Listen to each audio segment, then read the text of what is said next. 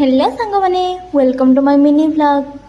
Duty सारी 6टारे room को आसिकी ठाकुर को टिके नम कर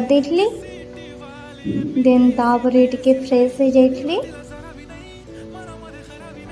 तो ड्यूटी आसला पर आखि पड़ता टेस्टी पकोड़ी उपरे।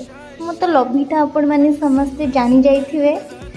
तो मुझे पकोड़ी सहित किसी लंका छणा नेबी नहीं आसली मत भल लगे। एपटे टिके टिके बात्या वर्षा हो तो आग को पूरा टेस्टी थिला। देन ता सहित मिल जाइए किसी कुड़मुड़िया गरम गरम झिल्पी